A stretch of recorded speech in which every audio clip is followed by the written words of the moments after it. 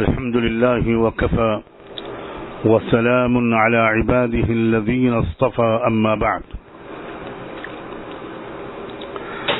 أعوذ بالله من الشيطان الرجيم بسم الله الرحمن الرحيم إن الله لا يغير ما بقوم حتى يغيروا ما بأنفسهم وقال تعالى ظهر الفساد في البر والبحر بما كسبت أيدي الناس وقال تعالى ولولا دفع الله الناس بعضهم ببعض لهدمت الصوامع وبيع وصلوات ومساجد يذكر فيها اسم الله كثيرا سبحان ربك رب العزة عما يصفون وسلام على المرسلين والحمد لله رب العالمين اللهم صل على سيدنا محمد وعلى آل سيدنا محمد وبارك وسلم اللهم صل على سيدنا محمد وعلى آل سيدنا محمد وبارك وسلم اللهم صل على سيدنا محمد وعلى آل سيدنا محمد وبارك وسلم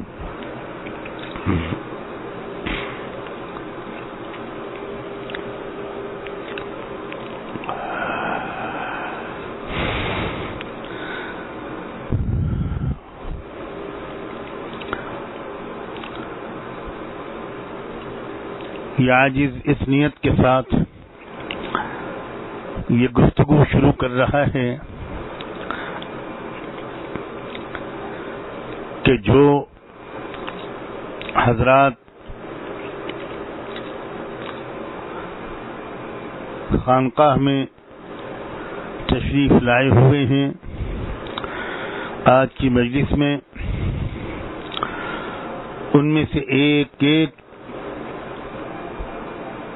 تو مخاطب ہے ہی، لیکن اے میرے اللہ، آپ کی قدرت اور رحمت کا واسطہ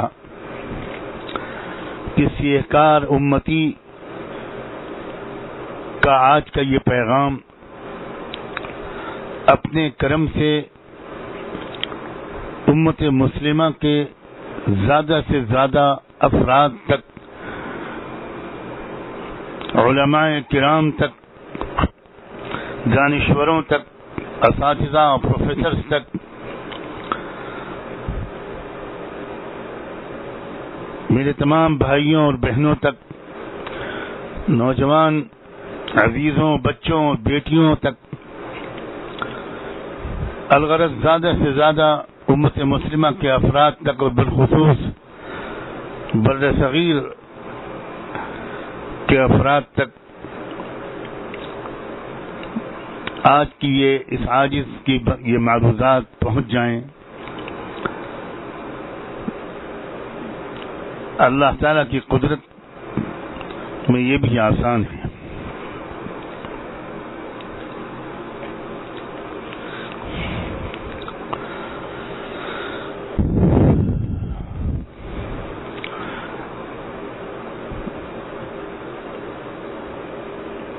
اللہ تعالیٰ سے یہ بھی دعا ہے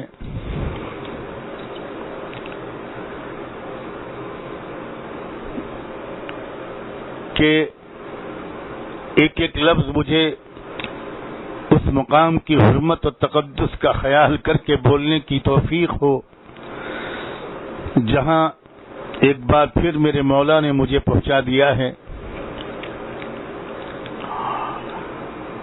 باوجود شدید جسمانی اعراض اور امراض کے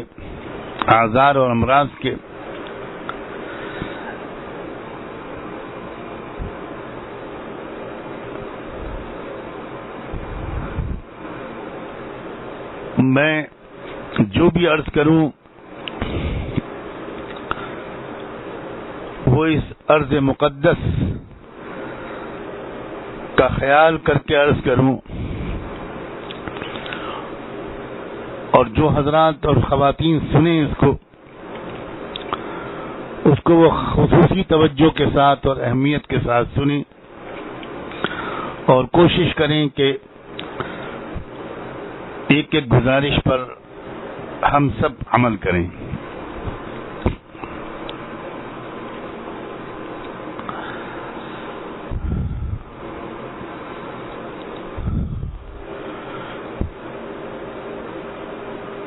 ہر باخبر اور باشعور شخص دور حاضر کے حالات کے سلسلے میں فکر مند ہے اور اپنی اپنی استعداد کے مطابق اس پر اپنے خیالات کا اظہار بھی کرتا ہے.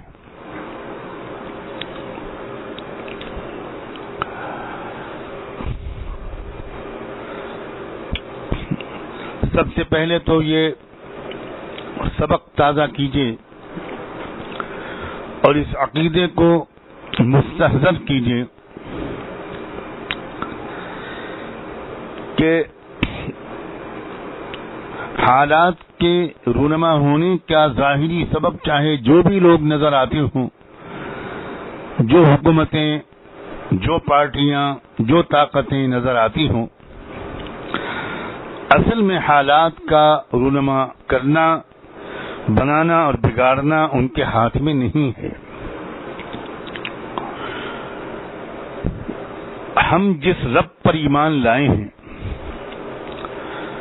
اس رب کی صفات، اس رب کی خصوصیات کو ذرا تازہ کریں اور ضرورت ہے کہ برابر تازہ کرتے رہیں.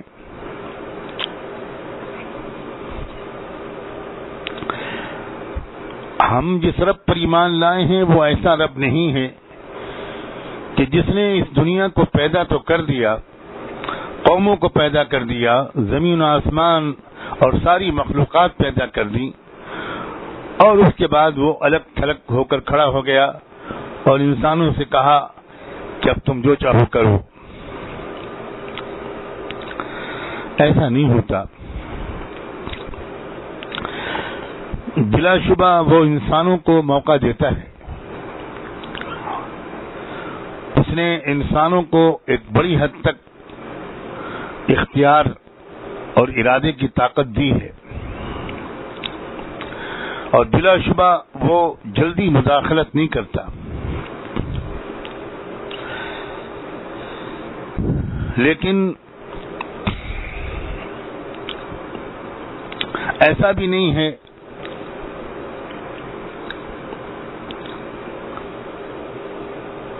کہ دنیا کے انسان اپنی مرضی کے مطابق جب تک چاہیں جو چاہیں کرتے رہیں. قوموں کو موقع دیا جاتا ہے، باری باری مختلف قوموں کو اس دنیا میں طاقت بھی دی جاتی ہے، وسائل بھی دیے جاتے ہیں.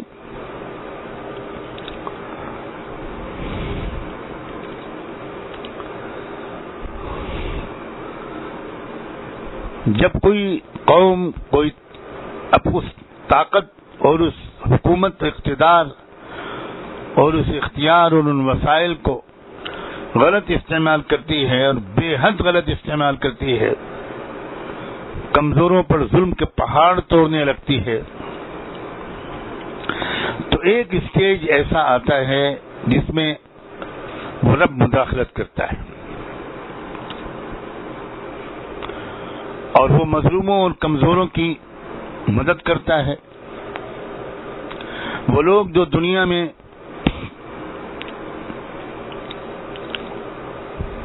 انصاف قائم کر سکیں، جن کے مضبوط ہونے سے کمزوروں کو بھی انصاف ملے اور دنیا میں امن قائم ہو،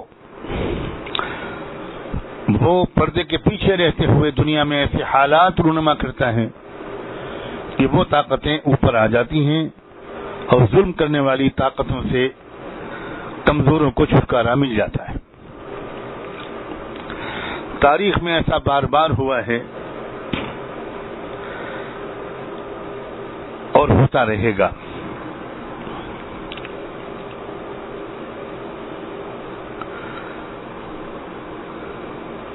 ہمیں جاننا چاہیے کہ ہم اس وقت نظم عالم کی تبدیلی کے ایک خاص موڑ پر کھڑے ہیں. اللہ کے واسطے میرے اس جملے کو غور سے سنیے اور یقین کیجیے. اللہ کا یہ عاجز و کمزور بندہ برسہا برس سے اپنے بھائیوں بہنوں نوجوانوں کو یہ سمجھانے کی کوشش کر رہا ہے کہ یہ عام زمانہ نہیں ہے، ایک تبدیلی سے پہلے کا زمانہ ہے.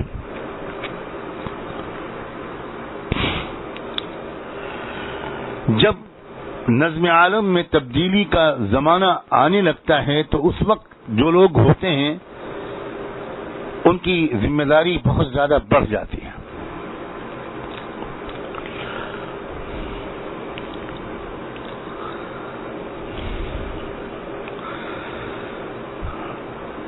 میں نے نیت کی ہے کہ میں آج کی گفتگو کو زیادہ پھیلنے نہیں دوں گا. اللہ کرے میں اس میں کامیاب ہو جاؤں. جو کچھ بھی میں عرض کر رہا ہوں وہ سینکڑوں احادیث اور 20 آیات کا ایک خلاصہ ہے. اللہ کی قسم کھا کر اور اللہ کو گواہ بنا کر ایک بار پھر میں یہ بات کہنا چاہتا ہوں کہ ہم تاریخ کے جس مرحلے پر اس وقت کھڑے ہیں وہ مرحلہ نظم عالم کی تبدیلی کا مرحلہ ہے. ایک بہت میجر سرجری، ایک بہت میجر آپریشن اس وقت دنیا میں شروع ہو چکا ہے. میں نہیں کہہ رہا ہوں کہ شروع ہونے والا ہے، میں کہہ رہا ہوں کہ شروع ہو چکا ہے.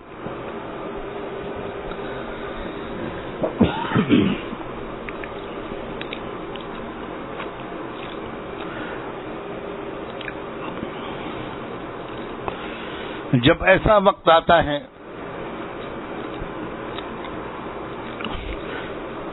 تو بنیادی طور پر 2 حصوں میں لوگ تقسیم ہوتے ہیں. ایک تیسرا حصہ بھی وجود میں آتا ہے. پہلا حصہ تو وہ ہوتا ہے جو ظلم کرنے والوں کا ہوتا ہے، ظلم کا ساتھ دینے والوں کا ہوتا ہے، ظالموں کی کامیابیوں پر جشن منانے والوں کا ہوتا ہے. ایک حصہ تو ان کا ہوتا ہے جن کے ہاتھ لاکھوں بلکہ کروڑوں کے خون سے رنگے ہوئے ہوتے ہیں. لاکھوں بلکہ شاید اس سے بھی زیادہ کروڑوں عورتوں کا سہاگ انہوں نے چھینا ہوتا ہے. کروڑوں بچے انہی کی ظلم و سرکشی کی وجہ سے یتیم ہو چکے ہوتے ہیں. زمین کے مختلف حصے بے گناہوں یا کمزوروں کے خون سے رنگ چکے ہوتے ہیں. ایک حصہ ان لوگوں کا ہوتا ہے. ان کے وجود سے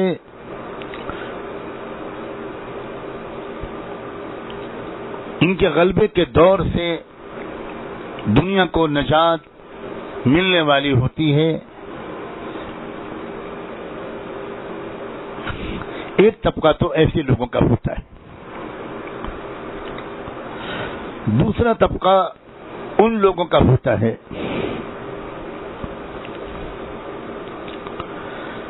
کہ جو اپنی بساط بھر کوشش کرتے ہیں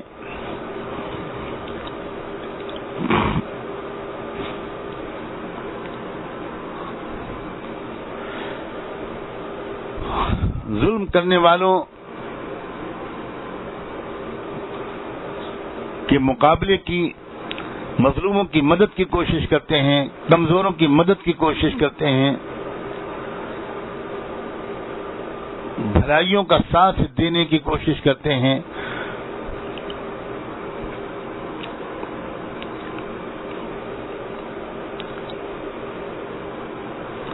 پوری اجتماعی ذمہ داری کا احساس رکھتے ہیں اور اپنی اپنی استعداد کے مطابق اپنی اجتماعی ذمہ داریوں کو ادا کرنے کی کوشش بھی کرتے ہیں۔ وہ بکھرے ہوئے منتشر افراد کی ایک بھیڑ نہیں ہوتے، بلکہ ایک منظم، بامقصد اور بہت ہی مثبت اور پازیٹو سوچ رکھنے والے منظم گروہ کی شکل ہوتے ہیں۔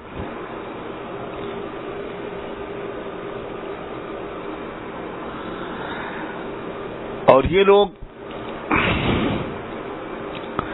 وہ ہوتے ہیں کہ جن کے ایسی تربیت ہو چکی ہوتی ہے، ایسی ٹھوس تبدیلی ان کے اندر آ چکی ہوتی ہے کہ ان کے بارے میں پروردگار کو بھی، عالم الغیب پروردگار کو بھی اس بات کا یقین ہو جاتا ہے کہ یہ لوگ وہ ہیں کہ جن کو اگر میں نے اب اس دنیا کو چلانے کی ذمہ داری دی، ان کو مضبوط کر دیا، تو یہ اس مضبوطی اور اس طاقت کا فائدہ اٹھا کر میرے بندوں اور بندیوں پر ظلم نہیں کریں گے، میری پیدا کی ہوئی اس دنیا میں بدامنی نہیں پھیلائیں گے، بلکہ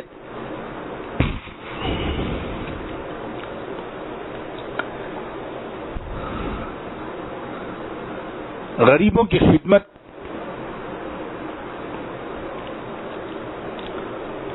اور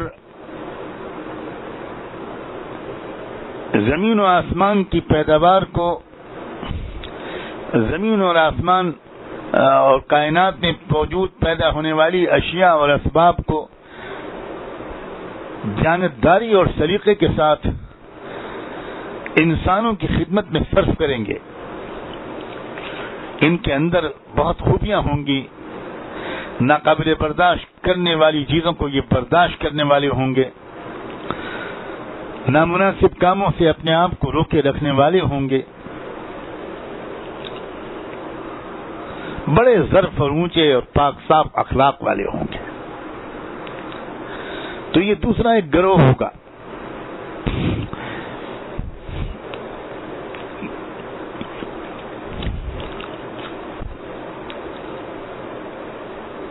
تیسرے ایک بہت بڑی تعداد میں شاید ایسے بھی لوگ ہوں جو نہ ادھر ہوں نہ ادھر ہوں، وہ خاموش تماشائی ہوں اور چڑھتے سورج کی پوجا کرنا ان کا مسلک ہو، ان کا مذہب ہو، صرف اپنا ذاتی فائدہ دیکھنا، صرف اپنا ذاتی فائدہ دیکھنا ان کا کردار ہو، یا بس انفرادی زندگی گزارنا، کوئی ذمہ داری قبول نہ کرنا، کوئی ذمہ داری محسوس نہ کرنا،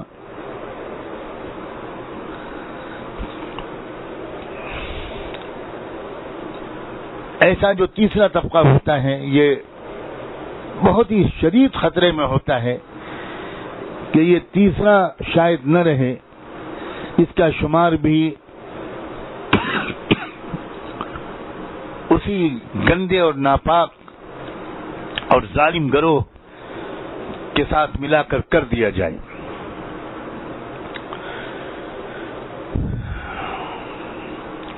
جیسا کہ میں نے ابھی عرض کیا کہ یہ سب باتیں وہ ہیں جو قرآن مجید کی مختلف آیات کا خلاصہ ہے۔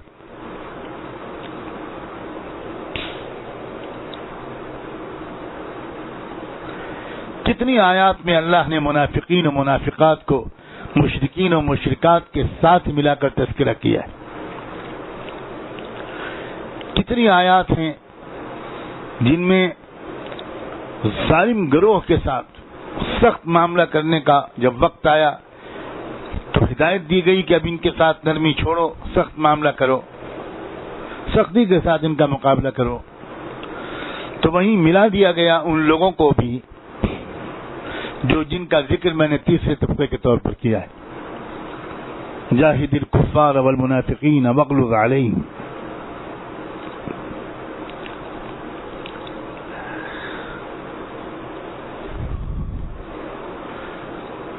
تو میرے قابل احترام بھائیوں اور بہنوں اور نوجوانوں،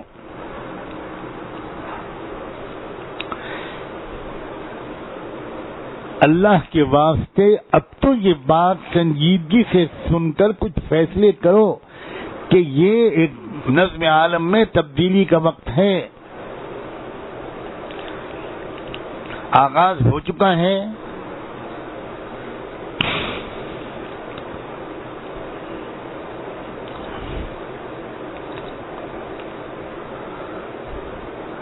ہمیں اپنے اندر ایک زبردست اور حقیقی تبدیلی فوری طور پر لانی ہے. یہ ہے آج کی میری گزارش کا موضوع. ان اللہ لا یغیر ما بقوم حتی یغیروا ما بانفسہم. اللہ تعالیٰ کبھی بھی کسی قوم کے حالات اس وقت تک نہیں بدلتا جب تک کہ وہ قوم خود اپنے اعمال، اخلاق اور اپنی ذہنی اور نفسیاتی کیفیت کو نہیں بدلتی.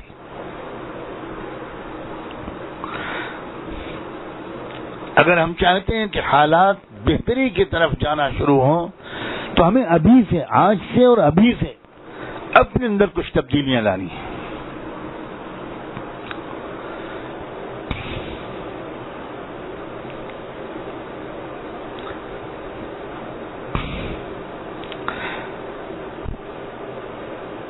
قرآن مجید نے جو زور دیا ہے وہ بیک وقت دو پہلوؤں پر زور دیا ہے. ایک تو تبدیلی لانے کے سلسلے میں اس بات پر زور دیا ہے کہ ہمارا اپنے اللہ سے تعلق یہ بہتر ہو، مستحکم ہو.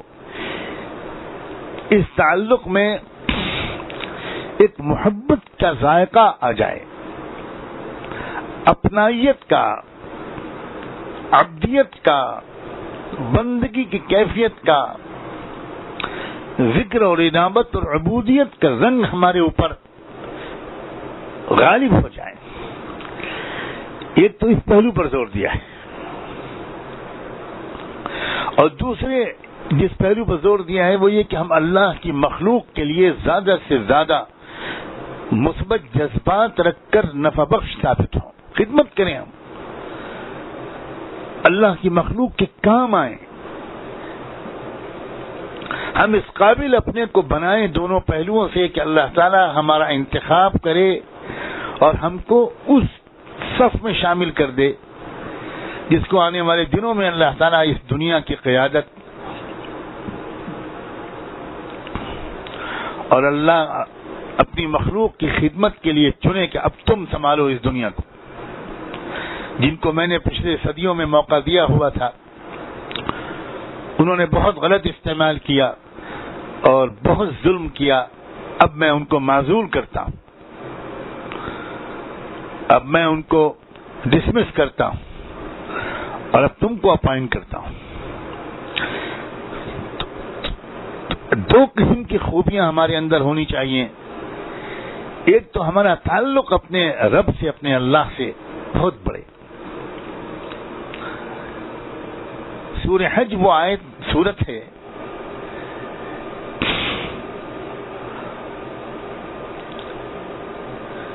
کہ جس میں نظم عالم کی تبدیلی کے لیے اٹھ کھڑے ہونے کے لیے ایک تربیت یافتہ گروہ کو اجازت دی گئی ہے اور حکم دیا گیا کہ اب تم شروع کرو.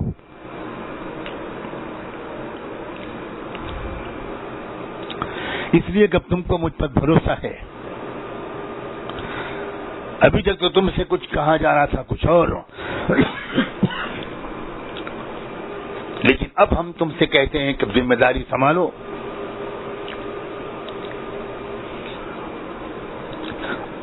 اس لیے کہ ہمیں تم پر بھروسہ ہے کہ اب تم کو آنے والے دنوں میں ہم جب زمین پر اختیار دیں گے تو تم اچھے اچھے کام کرو گے،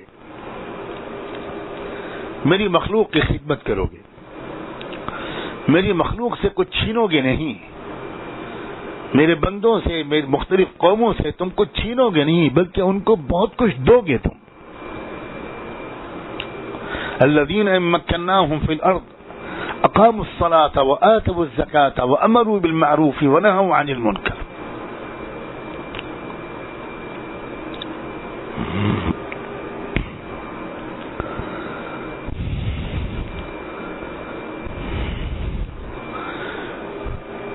اس بات کو پھر دہراتے ہوئے کہ نظم عالم میں بڑی تبدیلی کا وقت اب قریب ہیں اور اس سلسلے کی ابتدائی کارروائیاں شروع ہو چکی ہیں، جسے کہتے ہیں کہ پروسیس شروع ہو چکا ہے. اور ہم یہ بھی محسوس کرتے ہیں کہ دنیا میں دو بہت مرکزی مقامات ہوں گے اس نظم عالم کی تبدیلی کے موقع پر، جہاں کے لوگوں کو ایک موقع ملے گا کہ وہ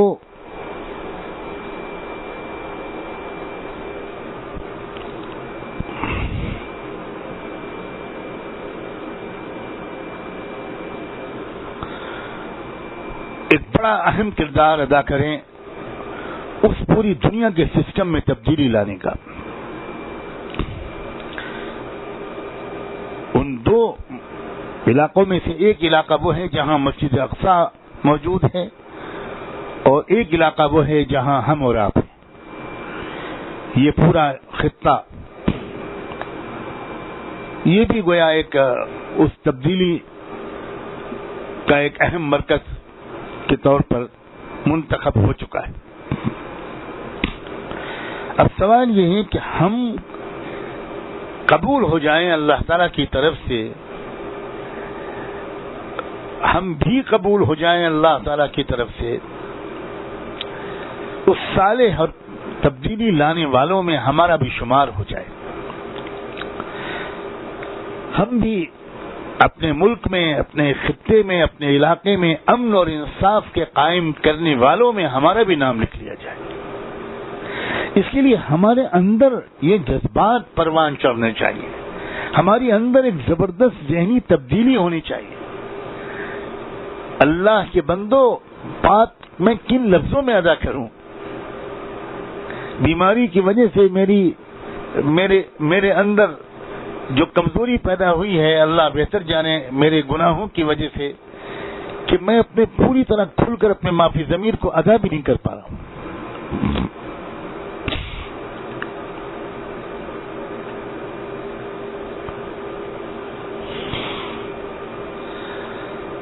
ہمارے اندر بڑی زبردست تبدیلیوں کی ضرورت ہے. میں بار بار کہتا ہوں کہ دو چار ظاہری چیزوں کی تبدیلی اصل تبدیلی نہیں ہے. میں کبھی نفسیاتی کیفیت کا لفظ بولتا ہوں، اس میں تبدیلی کی ضرورت ہے. کبھی کردار کا لفظ بولتا ہوں کہ کردار کو بدلنے کی ضرورت ہے. کبھی جذبات اور تمناؤں کا لفظ بولتا ہوں کہ ہماری جذبات اور تمناؤں میں تبدیلی کی ضرورت ہے. کبھی ترجیحات اور پرائیورٹی کے لفظ بولتا ہوں کہ ترجیحات اور پرائیورٹیز میں تبدیلی کی ضرورت ہے، میجر ریشفلنگ کی ضرورت ہے.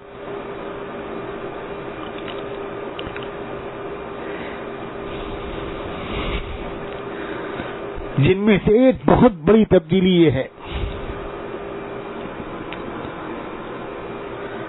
کہ ہم اپنے آپ کو ایک نوجوان، ایک لڑکا، ایک لڑکی، ایک مرد، ایک عورت، ایک شوہر، ایک باپ، ایک ماں، صرف یہ نہ سمجھیں، ہم اپنے آپ کو سب سے پہلے رب العالمین کا بندہ اور بندی سمجھیں، اور اس بندگی کے کیا تقاضے ہیں یہ ٹاپ پرائرٹی پر ہو. اسی لیے تو قرآن میں اپنی زندگی میں تبدیلی لانے والوں کو کہا گیا التائبون. توبہ کہتے ہی ہیں وہ لوگ جنہوں نے بس اب فیصلہ کر لیا کہ انف از انف، میری بہت ہو گیا، آج سے میری زندگی بالکل بدلنا شروع ہوگی. اب جو بدلنا شروع کرنے کا فیصلہ کرنے والے لوگ ہیں وہ سب سے پہلے کیا چیز اپنے آپ کے اندر لاتے ہیں؟ العابدون.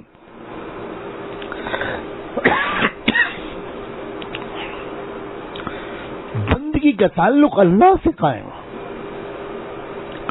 تھوڑی دیر صبح و شام ہم بیٹھیں قرآن کی تلاوت کریں پابندی کے ساتھ، کچھ تسبیحات، کچھ ذکر، کچھ کلمات پڑھیں.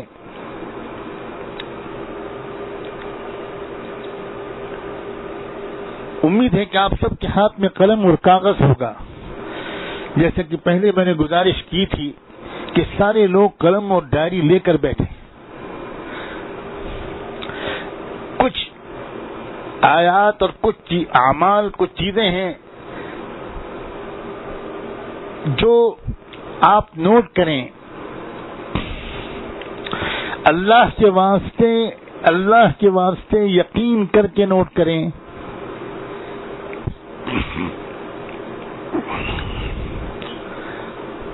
کیا آپ کو کس طرح پڑھنا ہے صبح و شام؟ میں چند چیزیں بھی فی الحال بتاتا ہوں.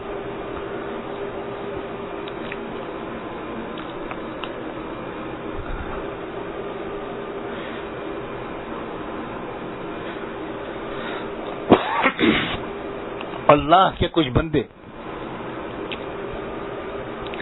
جو تڑپ رہے ہیں انسانیت کے اور ملک اور قوم کے اور امت کے حالات کی وجہ سے، دن رات ان کے اندر ایک کرب و اضطراب کی کیفیت ہے. اور ایسے ہی بندوں کی ایک رہنمائی ہوتی ہے. کچھ ان کے دل پر بات آتی ہے کہ یہ اس طرح مجھ سے مانگو اللہ سے. اللہ تعالیٰ کی طرف سے ان کی رہنمائی ہوتی ہے. کوئی وحی نہیں آتی ان کے پاس، لیکن رہنمائی کے تو اور بھی طریقے ہیں بھائی.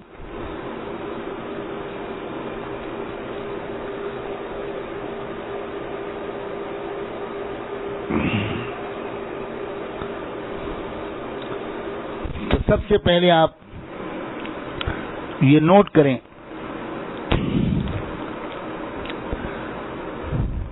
یقین کے ساتھ نوٹ کر لیجئے، مان جائیے میرا کہنا. صبح شام کچھ پابندی کے ساتھ درود ابراہیمی پڑھنے کا معمول بنائیے. ایک ڈائری بنائیے، غور سے سنیے میری بات، ایک ڈائری بنائیے اور روزانہ جتنی بار آپ درود ابراہیمی پڑھیں اس میں نوٹ کیجئے. کوشش کریں کہ روزانہ آپ میں سے ہر شخص 200 بار صبح اور 200 بار شام یہ درود شریف ضرور پڑھ لے. ہر مرد اور ہر عورت اس سے زیادہ جتنا پڑھ سکیں وہ پڑھیے، مگر تعداد کو نوٹ کر لیجئے. میں بعد میں بتاؤں گا، جو لوگ نوٹ کریں وہ معمول بنائیں اس بات کا کہ مہینے 2 مہینے کے بعد مجھے کسی ذریعے سے اس بات کی اطلاع کریں کہ ہم نے آج تک اتنی تعداد پوری کر لی.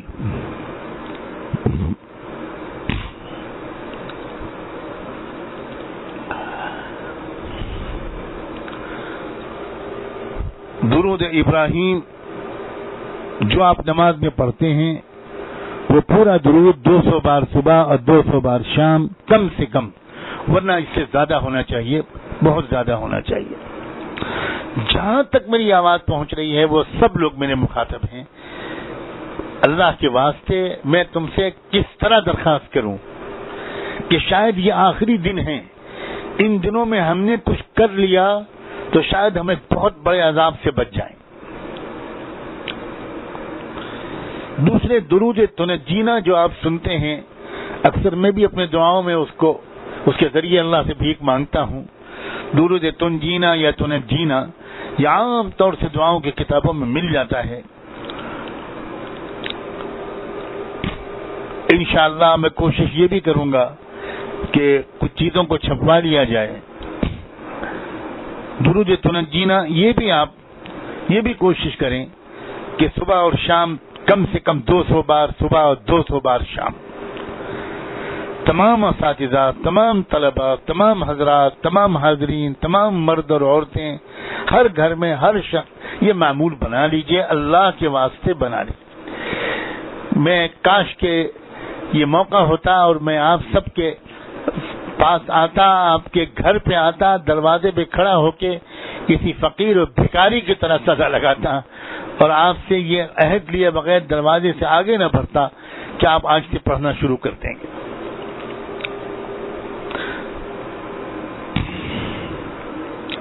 یہ دو چیزیں آپ نے نوٹ کر لی۔ اب اس کے بعد ایک تیسری چیز نوٹ کیجئے، لا الہ الا اللہ، یہ ذکر کرنا، بس اتنا، لا الہ الا اللہ، یہ پڑھنا ہے آپ کو، اور اس کو بھی آپ پڑھیں اور نوٹ کریں۔ یہ کوشش کریں کہ اگر یہ دن میں 200 بار صبح 200 بار شام ہو جائے، یا 300 بار صبح اور 300 بار شام ہو جائے، یا دن میں ایک مرتبہ ہو چاہے 500 بار ہو جائے، 600 بار ہو جائے، جتنا آپ کر سکیں، جتنا آپ کر سکیں وہ کریں۔ صبح شام جو حضرات زیادہ مشغول نہیں ہیں وہ تو امت کو، پوری انسانیت کو، پورے ملک کو، پوری امت کو بچانے کی نیت سے گھنٹوں گھنٹوں وہ اذکار پڑھیں جو یہ عاجز آپ تک پہنچا رہا ہے۔ بس میری حیثیت ایک ڈاکیے کی ہے، اس سے زیادہ میں اور کیا کہوں، میں پہنچا رہا ہوں آپ تک۔ حکم تو کسی اور کا ہے، رہنمائی تو کسی اور کی ہے۔ لا الہ الا اللہ، لا الہ الا اللہ، لا الہ الا اللہ، لا الہ الا اللہ، لا الہ الا اللہ، لا الہ الا اللہ۔ یہ صبح شام پڑھنے کو معمول بنائیے اور اس کو بھی نوٹ کر لیجئے، روزانہ نوٹ کیجئے کہ آج کتنا پڑھ لیا، آج کتنا پڑھ لیا۔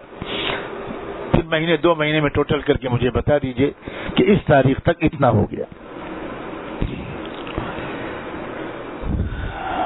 چوتھی چیز بتاتا ہوں، بسم اللہ الرحمن الرحیم، صرف اتنا پڑھنا، بسم اللہ الرحمن الرحیم، یہ پڑھیے۔ اور یہ بھی کوشش کیجئے کہ ایک دن میں 200 بار 300 بار ہو جائے۔ بس یہ خیال رکھیں کہ جب 1000 کی تعداد پوری ہو جائے، چاہے وہ صبح شام میں پوری ہو یا 2 دن میں پوری ہو، تو 1000 مرتبہ جب آپ بسم اللہ الرحمن الرحیم پڑھ لیں تو اس کے بعد 2 رکعت نماز پڑھ لیں۔ بس 2 رکعت نماز پڑھ لے، اس کے بعد کوئی دعا وغیرہ نہیں مانگنی ہے۔ دعا کب ہوگی، کہاں ہوگی، کیا شکل ہوگی، وہ میں انشاءاللہ عرض کروں گا بعد میں۔ فی الحال جتنا آپ کو بتایا جا رہا ہے اتنا نوٹ کر لیجیے۔ بسم اللہ الرحمن الرحیم یہ پڑھنا ہے، اور کوشش کریں کہ روزانہ جتنی زیادہ تعداد ہو جائے، بس یہ کہ نوٹ ضرور ہو آپ کے پاس۔ اور آخر میں ٹوٹل مجھے بتایا جائے، مہینے 2 مہینے میں میں انشاءاللہ واپسی کے بعد اپنے احباب میں سے کسی کے بارے میں یہ اطلاع بھی دے دوں گا کہ فلاں صاحب کو یہ تعداد بتائی جائے۔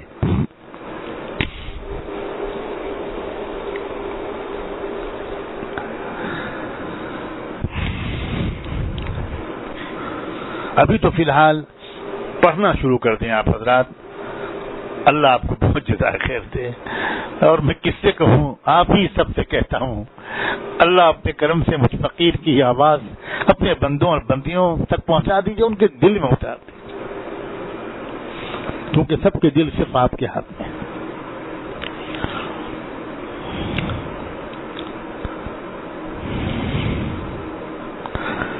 اس کے بعد ایک آیت آپ کو بتاتا ہوں، بہت مختصر سی آیت ہے۔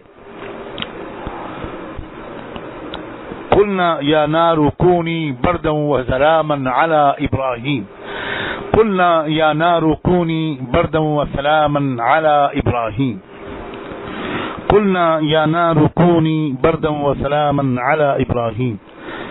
یہ آیت بھی اسی طرح پڑھنی ہے جتنا میں نے کہا، نہ اس سے پہلے اعوذ باللہ پڑھنا ہے نہ بسم اللہ پڑھنا ہے، بس اتنا ہی پڑھنا ہے۔ ایک بار آپ شروع میں اعوذ باللہ بسم اللہ پڑھ لیں، ہر بار آپ کو نہیں دہرانا۔ قلنا یا نار کونی بردا وسلاما علی ابراہیم، یہ بھی آپ روزانہ جتنی بار پڑھ سکیں، 200 بار 300 بار 500 بار، اللہ ہمت دے، فرصت دے، ہمت دے تو آپ 1000 بار ایک دن میں کر لیں، لیکن تعداد متعین ہونی چاہیے اور نوٹ ہونی چاہیے، اور بعد میں اس کی مجھ کو اطلاع ہونی چاہیے۔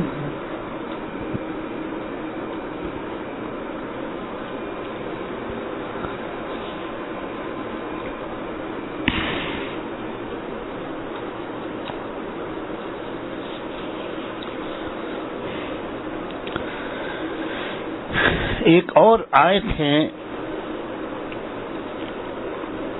وہ بھی لکھ لیجئے.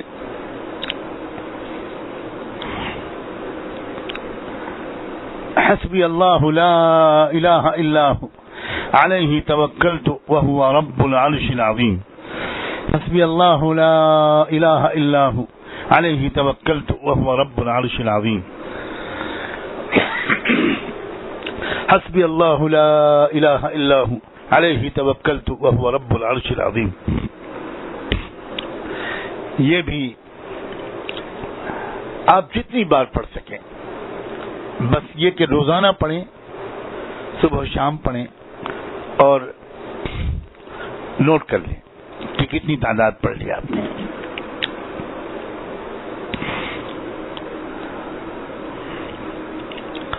دو دعائیں اور نوٹ کر لیجئے، اور بس آج کی مجلس میں اتنا ہی میں آپ سے عرض کروں گا.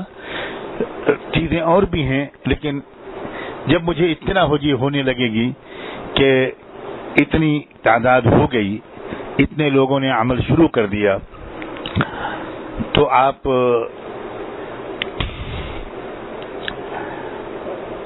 انشاءاللہ اس کے بعد آگے کی باتیں پھر بتاؤں گا. دو چیزیں اور نوٹ کر لیجئے. ایک تو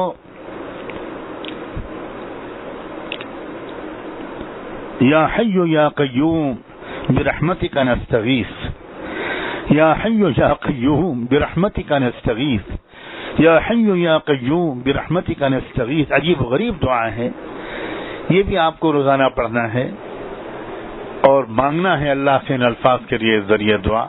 یا حی یا قیوم برحمتک نستغیث. یہ تو فریاد طلب کرنا ہے اللہ سے. بدر کی رات میں اللہ کے رسول صلی اللہ علیہ وسلم نے یہ کیا تھا. عجیب و غریب انداز سے اللہ کے قدموں پہ پڑ گئے تھے، آپ پڑ گئے تھے. استغیثون ربکم، عجیب و غریب طریقے سے. مجاہدہ، قربانی، محنت اور دعا، یہ دونوں چیزوں کا مجموعہ اللہ نے عطا کیا ہے اپنے محبوب صلی اللہ علیہ وسلم کے ذریعے. پوری کوشش، زبردست قربانیاں، اور اپنی کوشش اور قربانی کی نفی کرتے ہوئے بس اللہ سے دعا. یا حی یا قیوم برحمتک نستغیث، یہ بھی آپ دن میں جتنا پڑھ سکیں، جتنا پڑھ سکیں. اور ایک آخری چیز بتاتا ہوں آپ کو، یا قہار، یا قہار، یا قہار، صرف اتنا، یا قہار، یا قہار. یہ تو بہت ہی ایک خالی اللہ کا ایک نام ہے، ایک نام. لیکن بس اب کیا عرض کروں کہ کیا ہوگا اگر امت کی بڑی تعداد اگر یا قہار کے نام سے اللہ کو پکارنے میں لگ جائے. یا قہار، یا قہار، یا قہار، یا قہار، یا قہار، یا قہار. اللہ کرے کہ وہ تمام لوگ، خاص طور پر جو مظلوم ہیں، جیلوں میں ہیں، جن کے گھر والے جیلوں میں ہیں، اور جن پر کسی نہ کسی طرح ظلم کے پہاڑ ٹوٹ چکے، جو تکلیفوں سے گزر رہے ہیں، گزر چکے، وہ خاص طور پر یا قہار کی دعائی دینے شروع کریں، اور پھر دیکھیں کہ کیا ہوتا ہے. کاش کہ ہم اس غیبی نظام کو سمجھیں جس نظام کے تحت یہ دنیا چلتی. اللہ تعالیٰ کے اسماء میں سے جو اسم جس بندے کی طرف متوجہ ہو جاتا ہے، جس قوم کی طرف متوجہ ہو جاتا ہے، جس ملک یا جس برادری کی طرف، جس خاندان کی طرف متوجہ ہو جاتا ہے، جس خطے کی طرف متوجہ ہو جاتا ہے، رب کعبہ کی قسم، اسی اسم کے نتیجے میں اس دنیا کے اندر عجیب و غریب حالات وجود میں آنے شروع ہو جاتے ہیں. اس پورے غیبی نظام کو اللہ کے واسطے سمجھو. او میرے تمام ظاہری کوشش کرنے والے میرے ساتھیوں، او قائدین، او مختلف ملت کے اکابرین، آپ مجھ سے بہت زیادہ سمجھتے ہیں. اب اس بات کو امت میں چلانے کی ضرورت ہے. بہت سے لوگوں کے ذہنوں سے یہ باتیں اوجھل ہو چکی ہیں. آپ دیکھیں اگر یہ امت یہ مظلوم امت یا قہار کی دہائی دینا شروع کرتے. وہ علاقے جو بہت زیادہ ظلم کی اس وقت نشانہ بنے ہوئے ہیں، اس علاقے میں ایک ایک بچے کی زبان پر یا قہار آ جائے اور یا حی یا قیوم برحمتک نستغیث آ جائے تو انشاءاللہ آپ دیکھیں گے کہ کیسے حالات پلٹیں گے.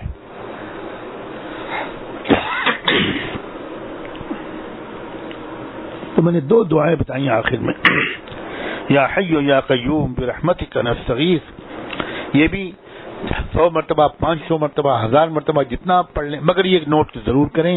اسی طرح یا قہار، اس کے بھی تعداد کو سب پڑھنے والے پڑھنے والیاں یہ نوٹ ضرور کرتے رہیں. اس کے بعد آپ یہ ضرور دریافت کریں آئندہ مہینے کہ ہم کس کو اطلاع کریں.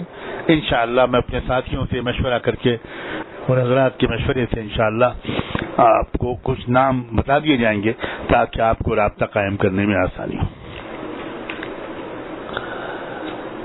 بس یہ اس وقت ایک چیز اور آپ کو ابھی بتا دوں، بالکل وہ اس کو بھی آج ہی سے شروع کر دیں. عجیب دعا ہے اور اس کے اندر جو طاقت ہے اس میں کیا عرض کروں. اللہم انا نجعلک فی نحورہم ونعوذ بک من شرورہم. بس اس وقت میں یہی بتاؤں گا. اللہم انا نجعلک فی نحورہم، اللہم انا نجعلک فی نحورہم ونعوذ بک من شرورہم. یہ بھی آپ اگر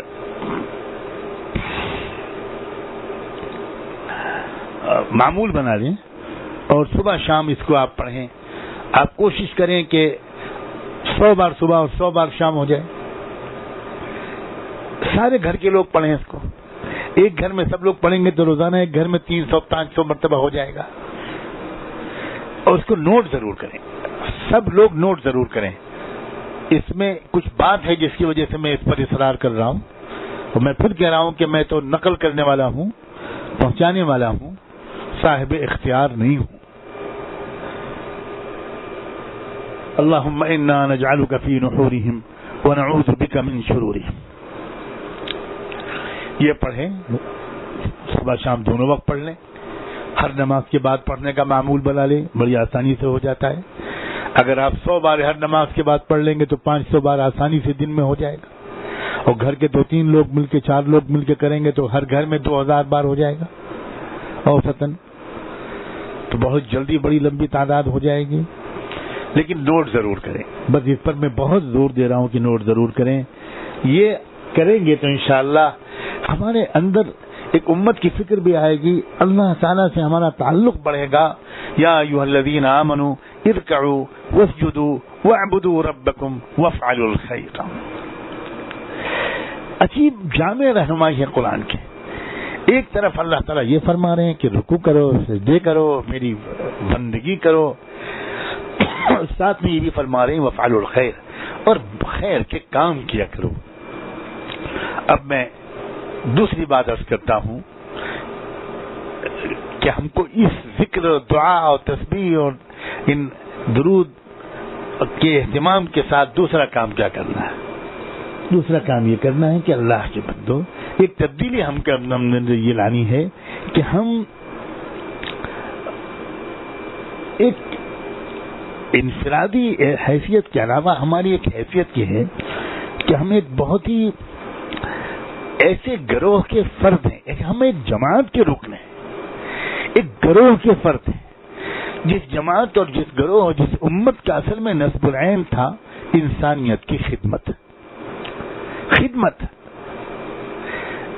انسانیت کو نفع پہنچانا، خیر کا سبب بن جانا. اللہ تعالیٰ نے ہمارے ذمے یہ کام کیا ہے کہ لوگوں کی خدمت کریں، لوگوں کو انصاف دلائیں، اور جن چیزوں کی ضرورت ان کو ہو، وہ مادی ہو یا روحانی، وہ ان تک پہنچائیں. یہ ہمارا کام ہے کہ ہم زیادہ سے زیادہ تمام لوگوں کے لیے وہ ہمارے علاقے کے ہوں، ہمارے خاندان کے ہوں، پڑوس کے ہوں، مذہب کے ہوں، ہمارے سماج کے ہوں، ہماری بھاشا بولنے والوں میں ان کا شمار ہوتا ہو، سب کہ ہم خدمت گزار بنیں. یہ ہم اس بات کو سمجھیں.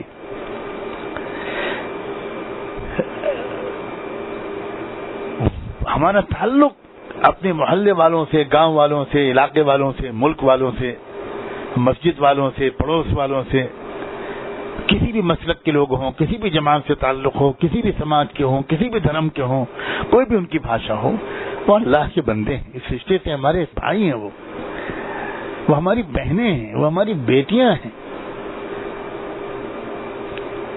ہمارا مستقبل بنانے میں ان کا بھی دخل ہے. ان کی خدمت کرنا، ان کو چہروں پر خوشیاں لانا، ان کے غم دور کرنا، یہ ہمارا فرض ہے.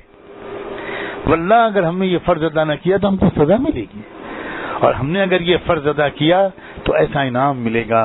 اجنبیت کی دیواریں ٹوٹیں گی، نفرت کی جگہ پر محبت آئے گی، غیریت کی جگہ پر اپنائیت آئے گی، اور یہاں سے لے کر آخرت تک نفع ہی نفع ہوگا. بہت بہت زبردست یہ ایک کام ہے، بہت زبردست کام ہے.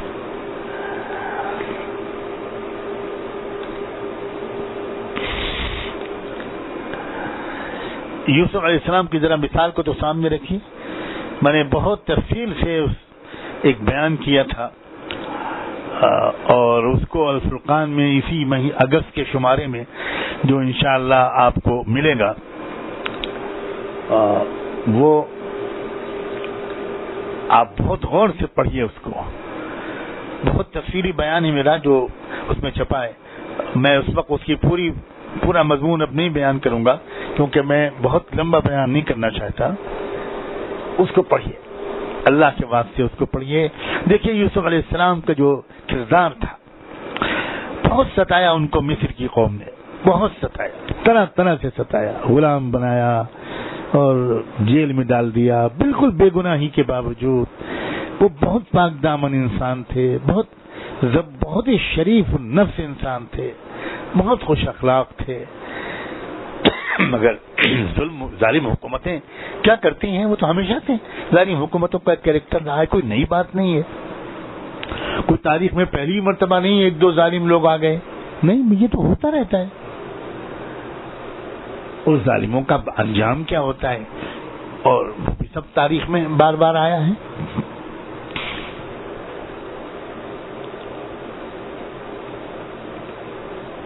یوسف علیہ السلام کو بھی ظلم کے طرح طرح کے پہاڑ توڑے گا، مگر یہ ایک تربیت ہو رہی تھی ان کی، ایک کیریکٹر تھا ان کا.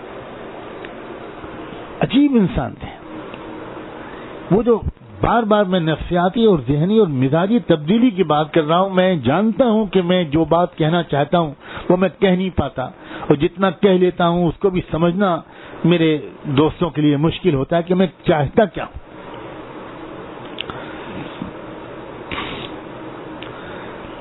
وہ جو ہمارے مزاجوں میں تنگی ہے، شک ہے، بدگمانی ہے، حسد ہے، کینہ ہے، پتہ نہیں کیا کیا ہے.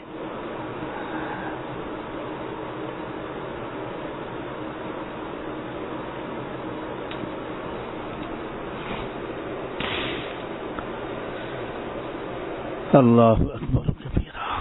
ان چیزوں سے اپنے آپ کو نکالنا، یہ ہے اصلاح. حدیثوں میں بڑے سخت اشارے آئے ہیں کہ جن لوگوں کے اندر اس طرح کی کمزوریاں ہوتی ہیں وہ 1000 نماز روزے پڑھتے رہیں. بہت سخت الفاظ ہیں.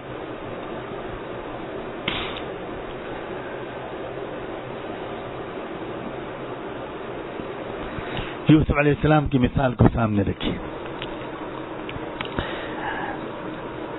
جس ملک اور جس حکومت نے، اس ملک کی حکومت نے ان پر اتنے ظلم کے پہاڑ توڑے تھے، ایک وقت آیا کہ انہوں نے اپنی بھرپور صلاحیتیں، اپنا وہ خوبصورت مزاج، وہ پاکیزہ کردار، وہ پوری طاقت جھونک دی اس ملک کو کرائسس سے نکالنے اور بچانے میں.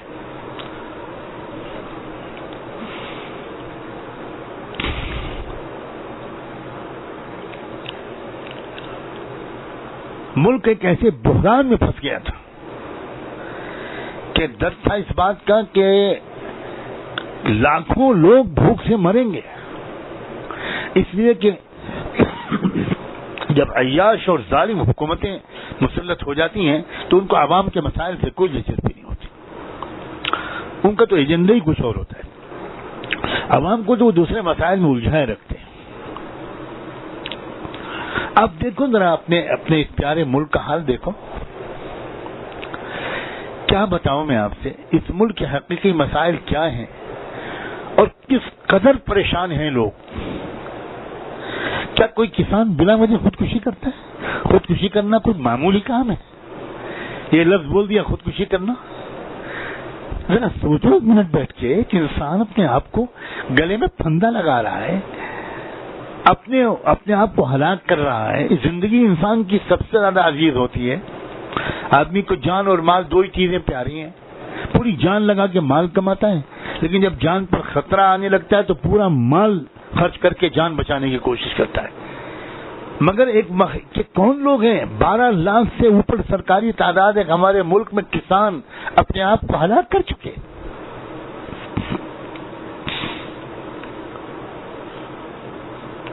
بعض کسانوں نے اپنے معصوم بچیوں کو پہلے مارا اور پھر بعد میں اپنے آپ کو مارا۔ کون سا اسٹیج ہے جس میں آ کر یہ بیچارے یہ کام کر رہے ہیں؟ ذرا سوچو، ذرا کبھی 2 منٹ ہم لوگ ان باتوں کو بھی سوچا کریں، ہم کن چیزوں میں لگے رہتے ہیں۔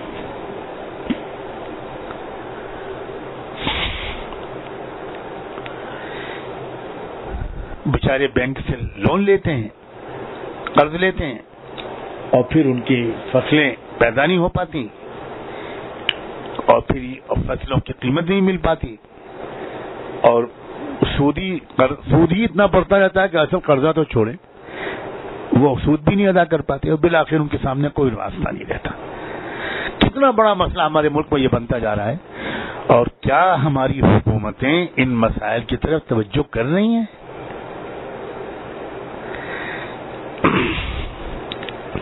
اس وقت ملک کے شاید آدھے سے زیادہ حصے میں سیلاب کی آفت آئی ہے، کیا قہر ٹوٹا ہے مختلف علاقوں میں، لاکھوں لاکھ لوگ بے گھر ہوئے ہیں، آسام میں، بہار میں، مہاراشٹر میں، کرناٹکا میں۔ کچھ دنوں پہلے تک کیرلا کے بارے میں یہ خبریں آ رہی تھیں کہ کیرلا میں سوکھا پڑے گا، محکمہ موسمیات یہ بتا رہا تھا، قحط پڑے گا، پھر اچانک یہ وارننگ آئی کہ کیرلا میں سیلاب آئے گا، اور آ بھی گیا سیلاب۔ تمل ناڈو کے کچھ علاقوں میں کیا کوئی ہے کہیں پر کوئی بچانے والا؟ کسی کو فکر ہے؟ یہ شکایت سے کام نہیں چلے گا۔ یوں سمجھیے کہ ہم اپنی ذمہ داری ادا کرنا شروع کریں اور اپنے آپ کو منظم کریں، اپنے وسائل اور صلاحیتوں کو منظم کریں، اور منظم کر کے اور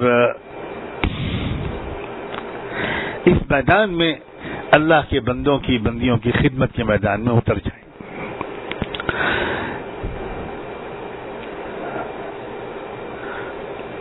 ہمارے کچھ ساتھیوں نے الحمدللہ کچھ علاقوں میں کچھ خدمت کا کام کیا، ان کے جو تاثرات ہیں، جو ان کے مشاہدات ہیں، وہ عجیب و غریب ہیں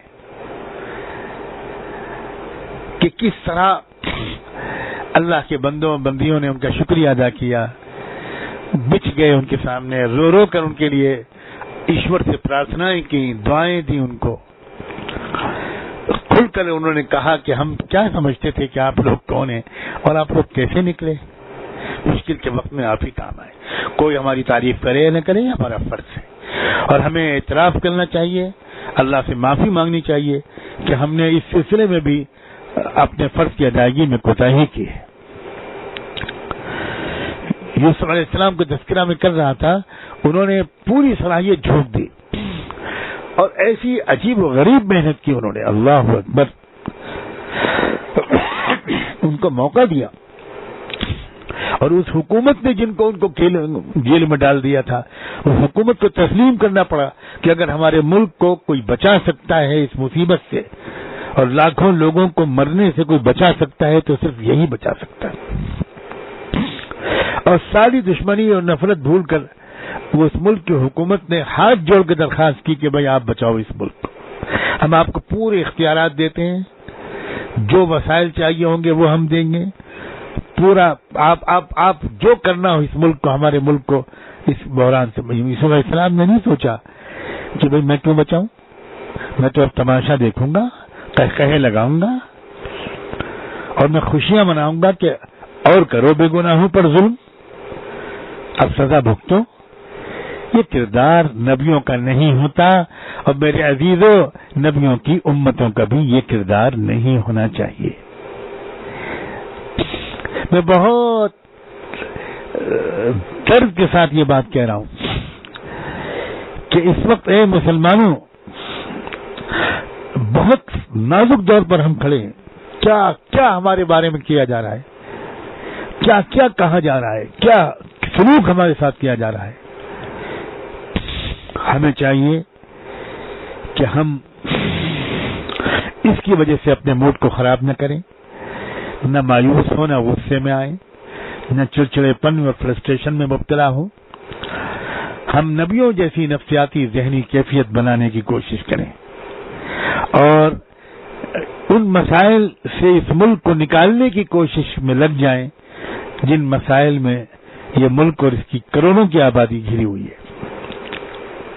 بہت مسائل ہیں، بہت مسائل ہیں، بہت ہی منظم طریقے پر. اب وقت آ گیا ہے بالکل بہت منظم طریقے پر، بہت آرگنائز طریقے پر اپنے صلاحیتوں اور وسائل کو منظم کر کے اور اپنے علاقے میں اب باقاعدہ انشاءاللہ یہ کام شروع ہو چکا. بعض علاقوں میں آپ سب یہ سمجھ لیجئے اس بات کو کہ آپ کو منظم طریقے پر کام کرنا ہے، اس کی انشاءاللہ تربیت ہونی ہے، سیکھنا ہے پہلے آپ کو اور اس کے مطابق آپ کو وہ کام انجام دینا ہے.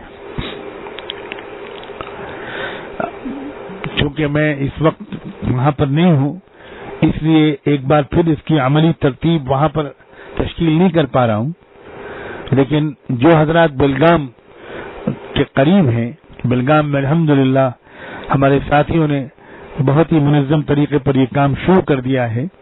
جو بلگام کے قریب کے علاقے کے لوگ ہیں وہ بلگام کے ذمہ دار ساتھیوں سے رابطہ قائم کریں اور ان کے ساتھ جڑ کر اس کام کو سیکھ کر کرنا شروع کریں. اس وقت میں اتنا ہی کہہ سکتا ہوں. انشاءاللہ اللہ تعالی ہم سب کو اور ہماری دوسری بہت سی تنظیمیں اور جماعتیں جو کام کر رہی ہیں سب کو بہت سلیقے اور اخلاص کے ساتھ پورے ملک کے طول و عرض میں اپنے بھائیوں بہنوں سب کی، پورے سماج کی، پوری انسانیت کی، پوری ملکی برادری کی خدمت کرنے کی توفیق دے. یوسف علیہ السلام نے تو ایسے کارنامے انجام دیے کہ پورے ملک کو غذائی بحران سے بچایا، اور ملک کو نہیں. اس وقت جو سوکھا پڑا تھا تورات تفصیل بتاتی ہے اس کی کہ وہ تو پوری دنیا میں سوکھا پڑا تھا. مصر کے آس پڑوس کے ملکوں اور علاقوں میں تو تھا ہی، اور اس کا تو ثبوت قرآن میں بھی ملتا ہے کہ فلسطین کے لوگ بھی مصر میں آ کر غلہ لینے آتے تھے. اس کا مطلب یہ ہے کہ دور دور تک اس سوکھے کے اثرات ہیں، اور دور دور تک یوسف علیہ السلام کا جو آرگنائز منظم طریقہ تھا اس سے لوگوں کو غذا ملی، غلہ ملا. اور یوسف علیہ السلام نے صرف یہ نہیں کیا تھا بلکہ آبپاشی کا نظام، اریگیشن کا ایسا سسٹم قائم کیا. بہت لمبی چوڑی ایک نہر کھودی انہوں نے، 1000 دن میں وہ نہر پوری ہوئی. اور اسی لیے جو نہر اس جگہ پر مکمل ہوئی جا کر 1000 دن میں، اس جگہ کا نام ہی رکھ دیا گیا الفیوم. الفیوم الفیوم آج کل کہتے ہیں اس کو، وہ اصل میں الفیوم تھا، یعنی 1000 دن.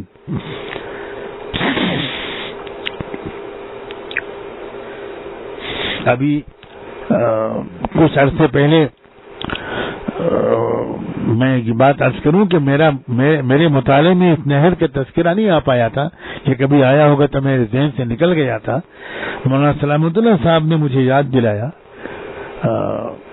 کہ یوسف علیہ السلام کا کارنامہ ایک یہ بھی تھا، تو میں نے ان کے بات کو سننے کے بعد خود اس پر جو تلاش کی گوگل میں، تو جو مواد ملا مجھے اس میں تو حیرت انگیز انکشافات ہیں۔ اس کا بہترین انجینئرنگ پروجیکٹ قرار دیا ہے اس کو سائنسدانوں نے۔ جو آبپاشی کے انجینئرز ہوتے ہیں، اریگیشن انجینئرز، ان کا متفقہ فیصلہ ہے کہ وہ دنیا کی تاریخ کا سب سے شاندار اریگیشن انجینئرنگ پروجیکٹ تھا۔ اور اسی لیے میں اپنے تمام پروفیشنل نوجوانوں سے کہتا ہوں، ہمارے یہ پروفیشنل نوجوان عزیز، یہ پروفیشنل نوجوان اور علماء، یہ نوجوان علماء اور نوجوان پروفیشنل مل کر یہ ایسی تربیت حاصل کریں یہ کہ پورا ملک ہمارا اس ملک کو بچا لے تباہی سے اور ہلاکت سے، مادی بحران سے بھی، اخلاقی بحران سے بھی کون نکالے گا سوائے ان لوگوں کے جن کے پاس اللہ کی محفوظ رہنمائی موجود ہے، قرآن کی شکل میں اور محمد الرسول اللہ صلی اللہ علیہ وسلم اور ان کے ساتھیوں اور اہل بیت کی ایک مثالی زندگی کی شکل میں۔ اس لیے یہ دوسری چیز ہے، ایک تو میں نے کہا صبح شام اللہ تعالیٰ کے خدمت میں قدموں میں بیٹھنے کی عادت ڈالے، تلاوت کریں، پڑھیں، سورہ یاسین تو روزانہ ہی پڑھیں، اور یہ جو دعائیں میں نے اس وقت آپ کو نوٹ کروائیں، کچھ کلمات نوٹ کروائے، ان کلمات کو پڑھ کر اللہ سے اپنے تعلق کو بڑھائے، امت کی فکر دل میں پیدا ہوگی۔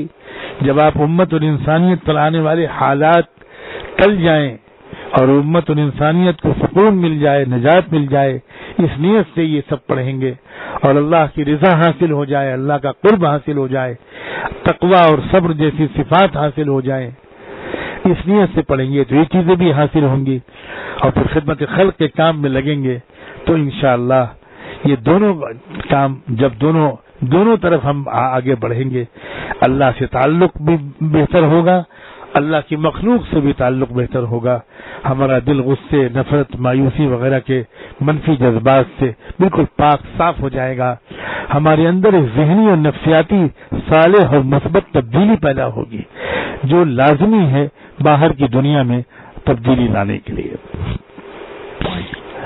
مجھے امید ہے کہ انشاءاللہ ان معروضات پر آپ غور کریں گے، اگر ہو سکے تو اگر وہ ریکارڈ ہو تو یہ سی ڈی بھی آپ لیتے جائیں، اس کو مسلسل سنتے رہیں، بار بار سنتے رہیں، اپنے گھر میں سنوائیں، اپنے مسجد میں یا کہیں اپنے گھر میں ساتھیوں کو جوڑ کر اس سی ڈی کو سنوائیے، اس معروضات کو سنوائیے۔ یاد رکھیے میں کہاں بیٹھ کر، کس مقدس ترین دربار کے قدموں میں بیٹھ کر، کہاں بیٹھ کر میں آپ سے یہ گزارش کر رہا ہوں، اس جگہ کا خیال کر لیجئے اور اس کی مہم بنا لیجئے۔ اور علماء کرام سے میں درخواست کرتا ہوں، تمام ملک کے علماء سے درخواست کرتا ہوں، اس سی ڈی کو زیادہ سے زیادہ علماء تک پہنچائیے، اور اپنے تمام عام بھائیوں سے درخواست کرتا ہوں علماء کو تحفے میں دیجیے، ان سے خوشامد کیجیے کہ یہ ایک فقیر کے معروضات ہیں، اس کو وقت نکال کر سن لیجیے، احسان ہوگا۔ میں گزارش کرتا ہوں علماء سے کہ ایسی باتیں نہ چھیڑیں، ایسے موضوعات نہ چھیڑیں جن سے غیر ضروری بحثیں امت میں شروع ہو جائیں، فاصلے بڑھنے لگیں۔ یہ وقت ایسی بحثوں کا نہیں ہے، اس وقت تو زخمی ہے دل، پریشان ہے لوگ، امت کو جوڑنے کا اور نظم عالم میں تبدیلی میں ایک مثبت کردار ادا کرنے کی صلاحیت پیدا ہو امت میں، بس ایسے ہی مضمون بولیں اور لکھیں اور عملی طور پر اسی مزاج کی جدوجہد کو آگے بڑھائیں۔ بہت دعائیں مانگی ہیں اس سال کے حج میں، اہل اللہ نے نہ جانے کہاں سے دنیا کے کیسے کیسے لوگ کھینچے آئے، بہت سے حضرات نے تو اس سال کا حج اس نیت سے کیا کہ کسی طرح اس حج میں پہنچ کر حرمین شریفین میں اور تمام مقامات پر دعائیں مانگ کر امت پر آنے والے جو حالات ہیں ان کے سلسلے میں اللہ سے مناجات کریں، فریاد کریں. کیسے کیسے معذور اللہ کے بندے آئے اور صرف اسی درد و کرب کی وجہ سے آئے. امید ہے کہ انشاءاللہ اللہ تعالیٰ ان کی دعاؤں کو قبول فرمائیں گے. جو ضروری اعلانات وغیرہ ہوتے ہیں وہ انشاءاللہ ابھی ہوں گے. مفتی بلال صاحب ان اعلانات کو کریں گے اور یا جو بھی ترتیب وہاں کے ساتھی بنائیں اور انشاءاللہ اس کے بعد دعا ہوگی. آج یہ عاجز بیعت کی کلمات تو نہیں پڑھوا پائے گا لیکن بس انشاءاللہ دعا ہوگی اور اس کے بعد پھر آپ حضرات اپنی اپنی ترتیب وہاں کی ترتیب کے مطابق کام کریں گے. اور پوری دنیا میں جہاں بھی یہ بیان فوراً سنا جائے یا بعد میں سنا جائے، آپ سب سے بھی اور سب سے گزارش ہے کہ میرے لیے بھی آپ دعا کر دیجئے. آپ کا احسان ہوگا، مجھے تقویٰ مل جائے، میں خود ان باتوں پر عمل کرنے والا بن جاؤں، میں اللہ تعالیٰ کی طرف سے معافی مجھے مل جائے، صحت اور عافیت مجھ کو مل جائے.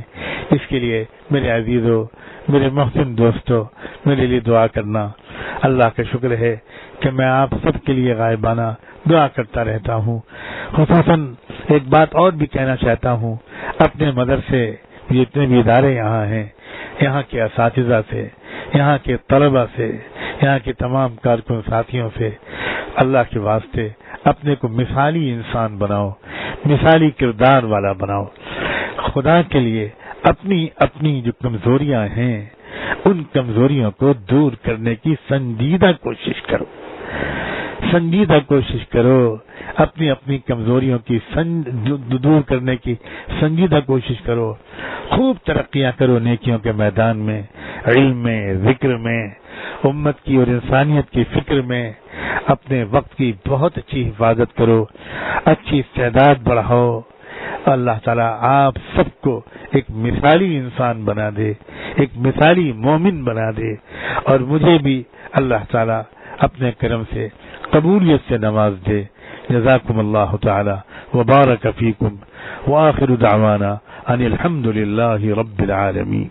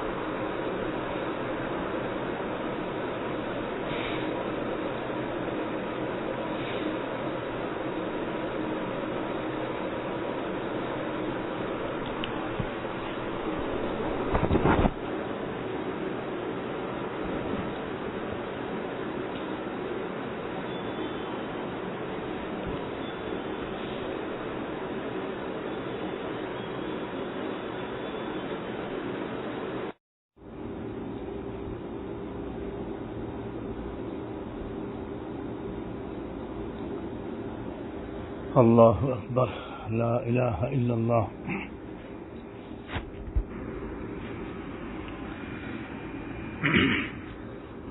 سبحان اللہ وبحمدہ، سبحانک اللہم وبحمدک، نشہد ان لا الہ الا انت، نستغفرک ونتوب الیک، نستغفرک ونتوب الیک، نستغفرک ونتوب الیک. اللہم صل علی سیدنا محمد وعلى آل سيدنا محمد وبارك وسلم. اللهم صل على سيدنا محمد صلاة تنجينا بها من جميع الأهوال والآفات، وتقضي لنا بها جميع الحاجات، وتطهرنا بها من جميع السيئات، وترفعنا بها أعلى الدرجات، وتبلغنا بها أقصى الغايات من جميع الخيرات في الحياة وبعد الممات، إنك على كل شيء قدير، إنك على كل شيء قدير. ربنا ظلمنا أنفسنا وإن لم تغفر لنا وترحمنا لنكونن من الخاسرين ربنا ظلمنا أنفسنا ربنا ظلمنا أنفسنا ربنا ظلمنا أنفسنا وإن لم تغفر لنا وترحمنا لنكونن من الخاسرين اللهم إنك عفو كريم تحب العفو فاعف عنا اللهم إنك عفو كريم تحب العفو فاعف عنا اللهم إنك عفو كريم تحب العفو فاعف عنا اللهم اهدنا فيمن هديت وتولنا فيمن توليت وعافنا فيمن عافيت وعافنا فيمن عافيت وتولنا فيمن توليت وعافنا فيمن عافيت وقنا شر ما قضيت وقنا شر ما قضيت وقنا شر ما قضيت فإنك تقضي ولا يقضى عليك فإنك تقضي ولا يقضى عليك إنه لا يعز من عاديت ولا يذل من واليت تباركت ربنا وتعاليت نستغفرك ونتوب إليك نستغفرك ونتوب إليك نستغفرك ونتوب إليك اللہ ہم آپ کے بندے اور آپ کی بندیاں آپ کے حضور میں حاضر ہیں. اللہ اپنی طرف سے بھی معافی مانگنے کے لیے آئے ہیں, پوری امت کی طرف سے امت کے لیے معافی مانگنے آئے ہیں. اے رب کریم اپنے محبوب کی امت کو معاف فرما دیجئے. اللہ پوری امت کو معاف فرما دیجئے, ہم سب کو معاف فرما. اللہ ہم سب مجرم ہیں, ہم سب مجرم ہیں, اللہ ہم سب مجرم ہیں. اللہ ہمیں سچے دل سے اپنے کو مجرم مان لینے کی توفیق عطا فرما.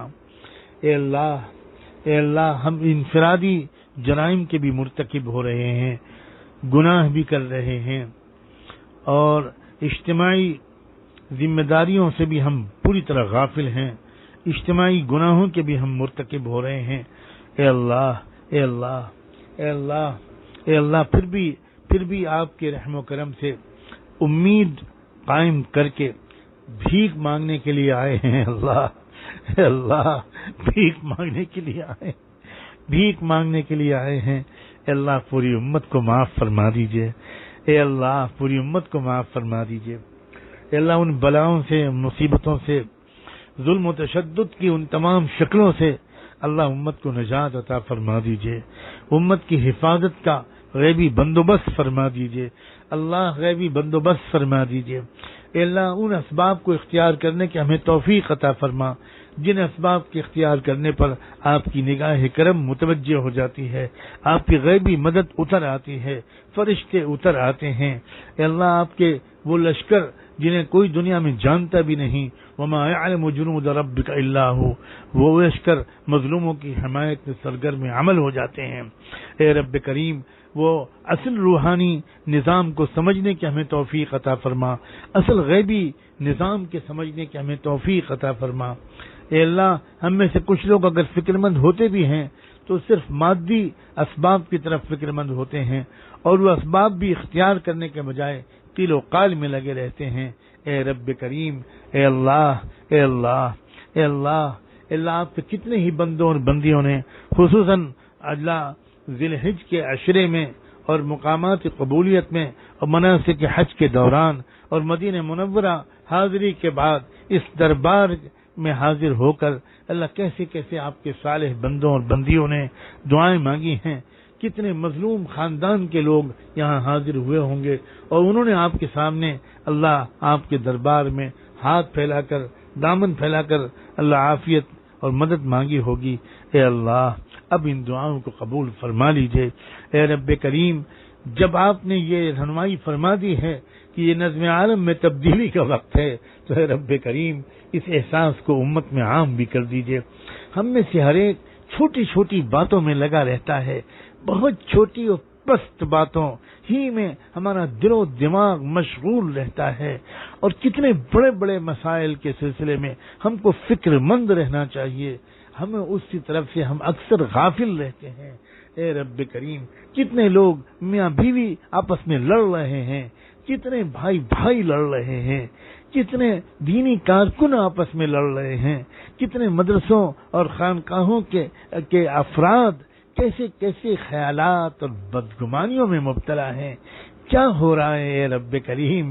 اے اللہ ہماری سطح کو بلند فرما دیجئے، اللہ ہماری سطح کو بلند فرما دیجئے، اللہ ہمیں ان پستیوں سے نجات عطا فرما دیجئے، اللہ ان پستیوں سے نجات عطا فرما، اللہ ہمیں فکری بلندیاں عطا فرما، ہمیں مزاجی پاکیزگیاں عطا فرما، اے اللہ ہمیں ذہنی طور پر صالح بنا دیجئے، اللہ ہماری نفسیاتی بیماریوں سے، اخلاقی کمزوریوں سے ہم کو چھٹکارا نصیب فرما. اے اللہ ہم کو خوب ذکر و تلاوت و تسبیح کی توفیق عطا فرما.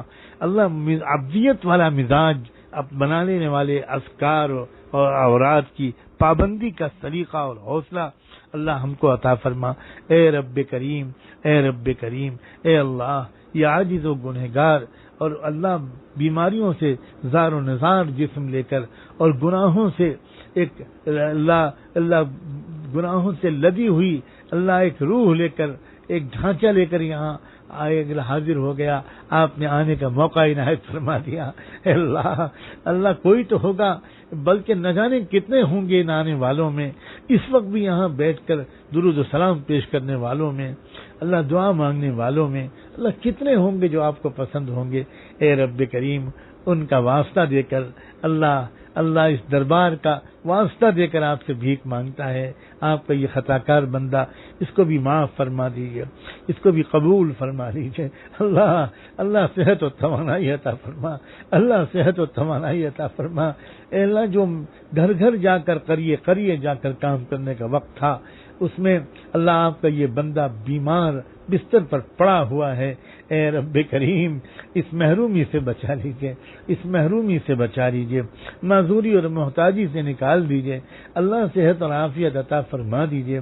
اے رب کریم، اے اللہ جو کچھ بھی آج اس عاجز نے عرض کیا ہے، اے اللہ جو بہت کچھ کہنا چاہتا تھا تو وہ تو نہیں کہہ سکا، اے اللہ جو کچھ بھی کہہ دیا ہے اس میں برکت و تأثیر ڈال دیجئے، قبولیت ڈال دیجئے. اے اللہ مان جائیے. اے اللہ امت کو معاف کر دیجئے، امت کو معاف کر دیجئے، امت کو معاف کر دیجئے.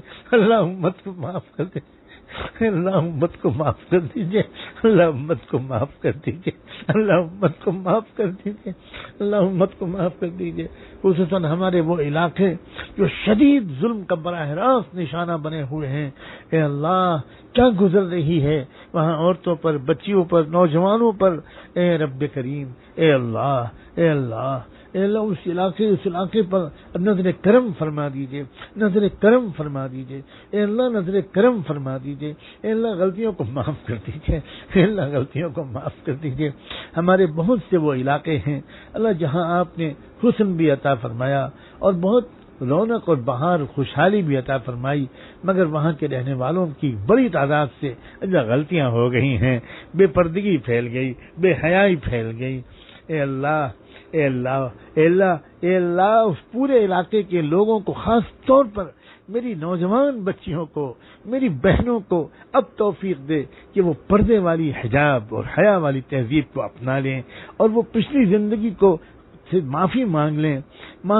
اے اللہ وہاں گھر گھر یہ پیغام کسی طرح پہنچوا دیجئے. اے اللہ اور ان کو بھی ذکر و انابت میں بھی لگا دیجئے، ان کے حوصلے بلند کر دیجئے، ان کی ہمتیں بلند کر دیجئے.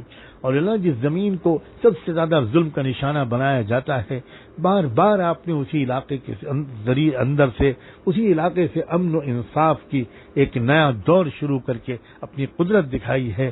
آپ مردار سے زندہ کو نکالا کرتے ہیں، ایسی ہی قدرت ایک بار پھر آپ دکھا دیجئے، ایسی ہی قدرت ایک بار پھر دکھا دیجئے، ایسی ہی قدرت ایک بار پھر دکھا دیجئے. اے اللہ، اے اللہ نظر کرم فرما دیجئے.